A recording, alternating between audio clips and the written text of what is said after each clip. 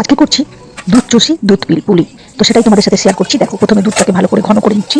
ওটা পুর বানানোর জন্য দুধ পুলির আর আগে একটু খিরসা ছিল, পুর ছিল, সেটা দিয়ে দিলাম আর ক্ষীর দিয়ে দিলাম। এটা দিয়ে সুন্দর একটা ঘন একটা পুর তৈরি করে নিলাম টাইট টাইপের। আর কড়াইতে জল দিলাম, লবণ দিলাম, জলটা ফুটে উঠে তারপরে গোবিন্দভোগ চালের গুঁড়োটা দিয়ে দিলাম। দিয়ে ভালো করে নেড়ে চেড়ে নিয়ে ওটাকে ভালো করে ঢেকে রাখলাম।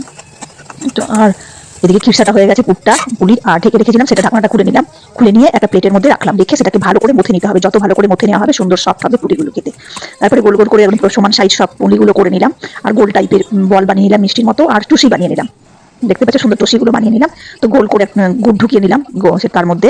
তো সেটা একটা বল তৈরি হলো, ওটাও খেতে খুব ভালো লাগে। এবার পুলি বানিয়ে নিচ্ছি। পুলির মধ্যে পুর দিয়ে দিলাম, পুর দিয়ে সুন্দর করে একটা ডিজাইন তৈরি করলাম। পুলির ডিজাইনটা বেশ সুন্দর, বাড়িতে করতে আমার এত ভালো লাগে। প্রত্যেকটা কাজ আমি নিখুঁত করে সুন্দর করে করি। আর এত সুন্দর দেখতে হয় না, দেখো কত সুন্দর হয়েছে পুলির ডিজাইনটা, অপূর্ব সুন্দর। আমার নিজের হাতে সবকিছু করতে খুব ভালো লাগে, খুব আনন্দ লাগে যে নিজে সমস্ত কিছু নিজের বাড়ির বাইরে যা তৈরি হয় সব নিজে একা বাড়িতে করে নিতে পারি। আর সুন্দর সব পুলিগুলো দেখো, পুলিগুলো দিয়ে দিলাম গোল গোল। তো মিষ্টি যেহেতু করেছেন টসিগুলো সব দিয়ে দিলাম, এইভাবে ফুটিয়ে নিতে হবে।